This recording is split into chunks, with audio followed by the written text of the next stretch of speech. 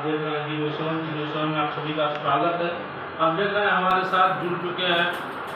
मनीष जी, जो कि मंडल महामंत्री भाजपा से या अध्यक्ष भी है महानगर गोरखपुर से। तो आइए हम इनसे कुछ सवालों का जवाब लेते हैं, जो कि युवा नेता हैं और काफ़ी इनका वीडियो वायरल होता रहता है। बहुत जगह का पोस्ट कमेंट देखने को भी मिलता है, जिससे जब भी इनका कमेंट और उनका वीडियो जब हम देखते हैं तो हमारे मन में इनसे एक पोस्टर करने का जो होता है कि एक लालसा होता है कि मैं इनसे मिलूँ और इनसे एक पोस्टर करूँ। तो आज बड़े सहयोग से आज हमारे ऑफिस में आए हुए हैं, तो आज इनसे हम कुछ क्वेश्चन करेंगे, जिसका कुछ इनसे हम सही जवाब लेने का प्रयास करेंगे। और आप मनीष जी, आपको हमारे चैनल में स्वागत है आपका। जी सर, आपका भी बहुत बहुत स्वागत है और आपके जी न्यूज़ के सभी दर्शकों का और आपके सभी टीम का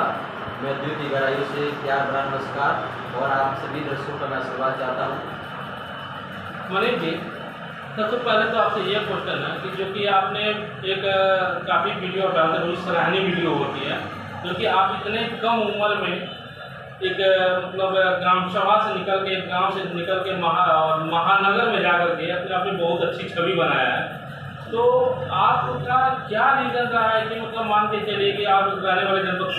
कुशीनगर के रहने वाले हैं, थाना क्षेत्र कप्तान, तहसील क्षेत्र कप्तान, ग्राम सभा सोनी के रहने वाले हैं, तो आप क्या ऐसा रीज़न रहा है कि मतलब आप अपने ग्राम सभा के राजनीति को छोड़ करके एक तरह से कहा जाए,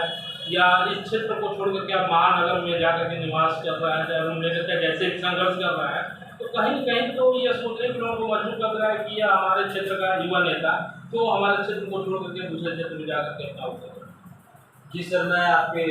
सभी दर्शकों को बताना चाहता हूँ कि मैंने बचपन से एक सपना देखा है। वो सपना अपने क्षेत्र के लिए, अपने ग्राम सभा के लिए, यहाँ के बेसहारों के लिए, यहाँ के शोषित वंचित दलितों के लिए, यहाँ के युवाओं के लिए मैंने एक सपना देखा। वैसे तो सर हमारे पिताजी भारतीय जनता पार्टी और हिंदू युवा वाहिनी में लगातार 14 सालों तक उनका संघर्ष रहा। पूरे वर्तमान समय में राज्य मंत्री श्री अतुल सिंह जी के साथ उन्होंने 12 साल तक एक संघर्ष किया। उनका सपना है कि मैं अपने क्षेत्र के लिए, अपने जनपद के लिए और इस प्रदेश के लिए मैं कुछ काम करूं। यही संकल्प और यही विजन लेकर के मैं अपनी लड़ाई लड़ रहा हूं। आप सोशल मीडिया पर देखे होंगे, मैं काफ़ी 10 से 15 बच्चों को गोद लेकर के अपने दम पर उन्हें शिक्षा दे रहा हूँ, फ्री ऑफ कॉस्ट शिक्षा। मैं जा रहा हूँ, जो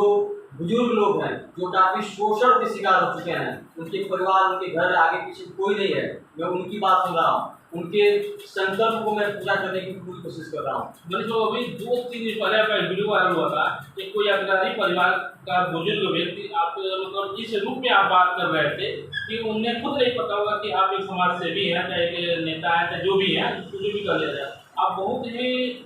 आपसे कहा जाए कि एकदम घरेलू तरह से कहा जाए, एकदम अपनापन देखते हुए आप उस जमीन पे बैठ करके नीचे उनसे बातें कर रहे थे, तो उसमें आपने पोस्ट में डाला था कि इनका मैं सहारा बनूंगा। उसमें क्या मैटर था? जी सर, मैं आपको बताना चाहता हूँ कि मैं एक बेहद गरीब और किसान पुत्र हूँ। मैं अपने बचपन से ही मैंने अपनी संघर्षों की लड़ाई, मेरे पिताजी गाँव के बड़े बड़े लोगों का गन्ना लाते थे, उनके घरों की मजदूरी करते थे। मैंने अपने पापा की गरीबी को देखा है, मैंने खुद की गरीबी को देखा है। मैं खुद मरझाड़ में वेटर का काम किया। मैंने ज़िंदगी में बहुत से सारे संघर्ष हैं, बहुत यातनाएं सहे, बहुत लोगों की पीड़ा सहे। उसी संघर्ष, उसी संकल्प को आगे बढ़ाते हुए एक गरीब परिवार की जो आप बात कर रहे हैं बुजुर्ग की, वह देखिए, मैं कभी भी जात की राजनीति नहीं करता हूँ, बात का नहीं करता हूँ, मैं मानवता की राजनीति करता हूँ। मेरे पिताजी ने मुझे संस्कार दिया है, मुझे कभी भी राजनीतिक क्षेत्र में बने रहना है, तो मुझे जात की नहीं करनी होगी। हम अग्रणी परिवार था, मुझे पता चला कि उनके आगे पीछे कोई है नहीं, उनके मोहल्ले के लोग, उनके समाज के लोग नहीं ठुकरा दिए हैं, वो काफ़ी बेसहारा थे। मैंने उनके पास बैठा, मैं अक्सर बुजुर्गों के पास बैठता रहता हूँ, कुछ उनसे सीखता रहता हूँ। उनके पास में बैठने के बाद पीड़ा हुई, जो उनकी पीड़ा थी, मेरे दिल दिमाग में कहीं मुझे झकझोर दिया। झकझोरने के बाद उन्होंने जितनी सारी समस्या तुम बताई, मैं एक संकल्प लेकर के उनको भरोसा दिलाया कि आपको गोरखपुर के अंदर, वैसे तो गोरखपुर महानगर के रहने वाले हैं, मैंने संकल्प दिलाया, उनको उनके सामने शपथ लिया कि आपको कोई भी दिक्कत, जब तक मैं गोरखपुर की धरती पर जिंदा हूँ तब तक आपको कोई भी दिक्कत आने नहीं दूंगा, दुनिया साथ देना है। ये तो बहुत सराहनीय मतलब बात है और बहुत ही सराहनीय वर्क है आपका, जो कि इसमें लोगों को और भी आपका खुद सपोर्ट लोगों को करना चाहिए। जैसे कि अपने लोग कुछ समय ऐसा होता है कि अपने माँ बाप को ही लोग ठुकरा देते हैं, अपने समाज के लोगों को ठुकरा देते हैं, बस जानते उसका रीजन बस एक छोटी सी गरीबी है। गरीबी अगर आदमी कितना भी कुछ हो, उसके पास कुछ बैंक बैलेंस हो, कैश बैलेंस हो, तो लोग उसको अपना ही मानते हैं। ऐसा पता नहीं कुछ समाज में इस तरह की सोच आ गई है लोगों की। यही तो मैं संकल्प लेकर निकला हूँ, इसी विजन को मैं आगे बढ़ा रहा हूँ। मैं एक संकल्प और सपना इसीलिए देखा हूँ कि मैं मेरे जीवन में कितनी यातनाएं, कितनी मुसीबत आ जाए, मैं एक संकल्प लेकर के गरीबों की सेवा करूँगा और किसी के भी उम्मीदों पर, गरीब, दलित, कोई माँ बहन है, उसको उम्मीदों पर खड़ा उतरना, यही मैं प्रयास कर रहा हूँ। आप लोग कैसे पास? मनीष जी, एक चीज़ बताइए हमें कि जो कि आज संजोग अच्छे हैं कि आपने अपने जनपद में अपना आगमन किया हुआ है, तो आप एक चीज़ हमें बताइए, आपका कुछ समय पहले जब आपके क्षेत्र में ग्राम सभा सोहनी और ये इनको बढ़तर कार्य होते हुए तमाम ग्राम सभा ऐसे थे जो बाढ़ के शिकार हो गए थे, उस समय भी आपका एक वीडियो वायरल हुआ था कि अपने इस चीज़ को बंधक को लेकर, नाले को लेकर के तमाम तरफ था। तो आपको पता होना चाहिए कि जब आप लोगों का वीडियो काफ़ी वायरल हुआ था, वो काफ़ी लोगों ने कमेंट इस पर किया था, तो सरकार की कहीं न कहीं इस पर दृष्टि पड़ी, नज़र पड़ी, तो बाढ़ घोषित क्षेत्र बनाया इसको और सबको मुआवजा देने का एक वो किया। लेकिन मुआवजे में आपको कुछ पता है मनीष जी, जो कि ये सरकार मुआवजा जो दी है कि जब किसी का खेत किसी का 1 बीघा, 4 बीघा, 2 बीघा है, तो मुआवजा तो सबको एक समान होना चाहिए। जैसे कि मान लीजिए 1 बीघा वाले को एक समान, 2 बीघा वाले 10 बीघा, जिस तरह की खेती की फसल नुकसान हुई है उस तरह से किसानों को मुआवजा मिलना चाहिए। लेकिन यही सरकार में हम नहीं समझ पा रहे हैं, कुछ लोगों को मुआवजा 2000 मिला, किसी को उसी खेत पे 10,000 मिला, किसी को 12,000, किसी को 18,000, क्या है? सर देखिए, मैं उत्तर प्रदेश के मुख्यमंत्री परम पूजनीय महाराज जी को धन्यवाद देता हूँ कि जो हमारा वीडियो वायरल हुआ और उस वीडियो को कम से कम हमको लग रहा है कि 20,000 से लोगों ने अधिक प्यार दिया। जैसे मेरा वीडियो वायरल होता है, माननीय सांसद जी विजय दुबे जी, माननीय विधायक यहाँ के विनय प्रकाश गौड़ जी, उनको लगता है कि इस वीडियो को संज्ञान में लेते हैं। वीडियो को संज्ञान में लेने के बाद परम पूजनीय महाराज जी तत्काल 2 से 3 दिन के अंदर खड्डा विधानसभा क्षेत्र में उनका एक कार्यक्रम लगता है। आपने देखा होगा कि पूज्य महाराज जी अपने पैरों से चल करके वहाँ के कुछ गंडक नदी के किनारे गांव थे, जो पुल धंसे हुए पुल थे, जो पुल बनाने योग्य थे, उनका पूरा अपने तरफ से कड़ी धूप में परम पूजनीय महाराज जी ने एक सर्वे किया, खुद जाकर के सर्वे किया, किसी अधिकारी के भरोसे सर्वे नहीं, खुद के भरोसे सर्वे किया। तो जो आपने मुआवजा की बात की, सर देखिए, पहले तो मैं परम पूजनीय महाराज जी को धन्यवाद देता हूँ कि उन्होंने तत्काल देखिए 15 से 20 लाख की जो आबादी है पूरे जिले में, यह सबके बस की बात नहीं है, तत्काल निर्णय लेना। तो जहाँ तक मैं मानता हूँ कि अगर सरकार के कहने की विफलता है, तो अगर पूज्य महाराज जी को, यहाँ के जनप्रतिनिधियों को, यहाँ के किसानों को एक सामूहिक संगठन बना करके पूज्य महाराज जी को जरूर आवाज़ देना चाहिए। देखिए परम पूज्य महाराज जी जब आपकी सुनेंगे, जब आप आवाज़ देंगे। अब बताइए, अगर मैं अपनी तकलीफ नहीं किसी के सामने बता सकूं तो क्या मेरा गार्जियन, मेरा दर्द जानेगा? तो मैं दावे के साथ कह सकता हूं कि क्षेत्र का किसी भी किसान को मुआवजा को लेकर के कोई दिक्कत हो, परम पूजनीय महाराज जी के पोर्टल पे जाइए, अपना शिकायत दर्ज कराइए, या जनता दरबार में परम पूजनीय महाराज जी जब लखनऊ से चलते हैं तो गोरखनाथ मंदिर में उनका जनता दरबार लगता है। तो यहाँ के किसानों से मैं यही आकर निवेदन करना चाहता हूँ कि आप लोग एक संगठन बना करके परम पूजनीय महाराज जी के पास जाएँ, शिकायत दर्ज कराएं। मैं दावे के साथ कह सकता हूँ Bharatiya Janata party double engine की सरकार है, इसमें गरीबों की, किसानों की, मजदूरों की आवाज़ सुनी जाती है। यह बुलडोजर की सरकार है, भ्रष्टाचार करने वाले अधिकारी बख्शे नहीं जाएंगे, मैं दावे के साथ कह रहा हूँ। जी चलिए, आपसे काफ़ी बात करके बहुत अच्छा लगा, लेकिन हमें एक चीज़ और बता दीजिए, क्या हम थोड़ा सा एजुकेशन में बात करें, चर्चा करें? एकदम मैं विद्यार्थी ही रहा हूँ, मैं संघर्षों से आत्माएँ सहा हूँ, मुसीबत सहा हूँ, यहाँ तक कि मैं भी बैचलर ऑफ साइंस BSc का स्टूडेंट रहा हूँ, MA भी किया हूँ,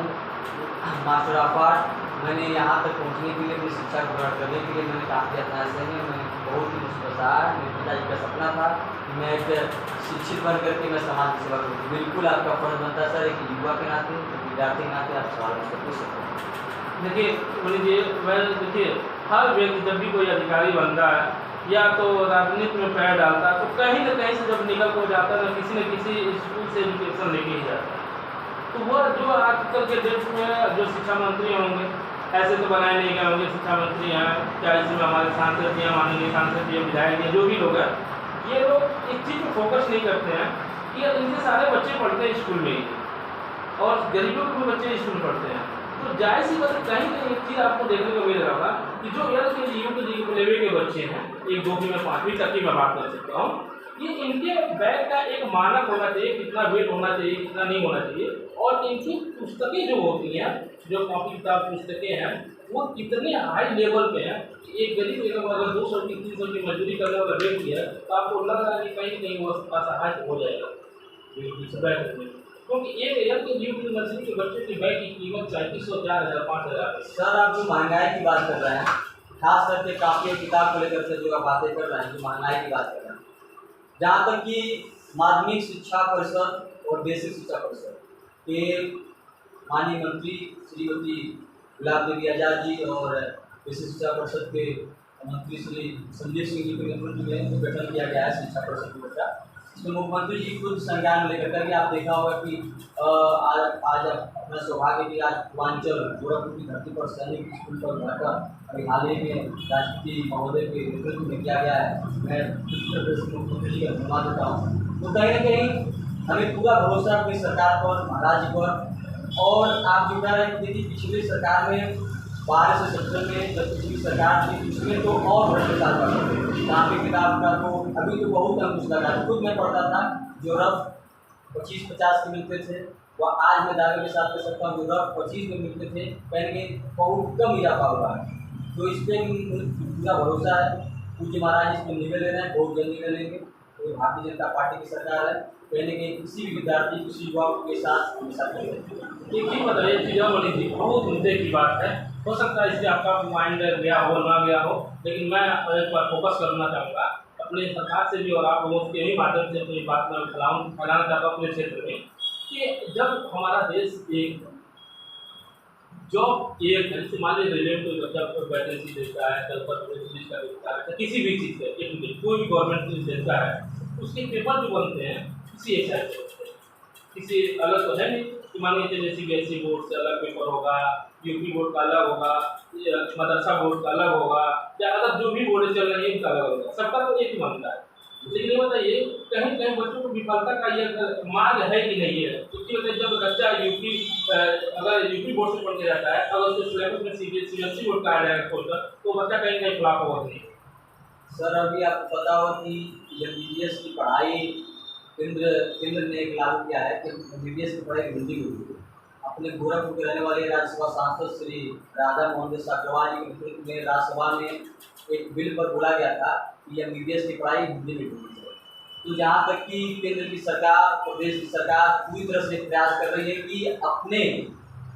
भाषा को, अपने प्रदेश स्तर भाषा को, अपने इलाके स्तर की भाषा को कहीं न कहीं बढ़ावा दिया जाए। तो मैं अभी देखिए कि युवा सम्मेलन होता रहता है संसद में, संसद युवा सम्मेलन अभी हाल ही में जो 2024 में हुआ है, उसके मुख्य अतिथि श्री अनुराग ठाकुर जी रहे हैं, लोकसभा के अध्यक्ष श्री ओम बिरला जी रहे हैं। उन्होंने साफ शब्दों में कहा कि हमें अपने सोशल मीडिया पर अपने समाज के लिए काम करना है, अपने देश के लिए काम करना है, अपनी भाषा के लिए काम करना है। तो कहीं ना कहीं अपने जमीनी स्तर की भाषा है, भोजपुरी हुआ, हिंदी हुआ, उस पर विशेष ध्यान देना चाहिए। अभी गोरखपुर के सांसद श्री रविकिशन शुक्ल जी ने भोजपुरी भाषा को 8वीं सूची में शामिल करने का संविधान में मुद्दा उठाया, लोकसभा में मुद्दा उठाया। तो कहीं ना कहीं अपनी भाषा को, हिंदी भाषा को कहीं बढ़ावा मिलता है। यहाँ पर देखिए जब वो हमारा देश है, तो हमको कहीं लग रहा यूनिफॉर्म एजुकेशन होना चाहिए। बिल्कुल यूनिफॉर्म एजुकेशन होता है, बाकी कोई एजुकेशन नहीं होना चाहिए, लेकिन एक व्यवसाय के रूप में एजुकेशन की धज्जियां उड़ाई जा रही है, कहीं कहीं ऐसा हमको लग रहा है। नहीं तो हमारी देश के यशस्वी प्रधानमंत्री नरेंद्र मोदी जी लाल किले से स्पष्ट बोल दिए कि एक देश, एक संविधान, एक विधान। और जम्मू कश्मीर के अंदर आप देख सकते हैं, जम्मू कश्मीर पहले आतंकवादी का गढ़ हुआ करता था, और वहाँ के नेता जो हुर्रियत के नेता थे, जो आतंकवादी के लड़की वाले नेता थे, वे क्या कहते थे, निराला केस होगा, निराला तिरंगा होगा। लेकिन देश के यशस्वी प्रधानमंत्री हुए, तो गर्व है देश को ऐसा लोकप्रिय नेता मिला जो सिर्फ एक देश की बात करता है, एक संविधान की बात करता है। ये मनीष बाबू आपका तो वो काफ़ी समझ है, इसको आप देख रहे हैं कि मनीष जी से काफ़ी मुद्दों पर हमारी टिप्पणी हुई है, क्योंकि यह एक युवा नेता है और इन लोगों को ही अब इस देश की कमान को संभालना है आगे। तो आगे इन लोगों को जो मान लीजिए अब तक जो होगा सो होगा, अब इन लोगों को भी अपने जहाँ बैठक होती है, जहाँ इनका चल रहा हो, बात चल रही हो अधिकारियों के बीच में या मंत्रियों के बीच में, जहाँ से ये लोग अपना कुछ अगर समाज के लिए लोग सोचते होंगे तो कहीं ना कहीं समाज की बात जरूर करेंगे अपने संगठन में, अपने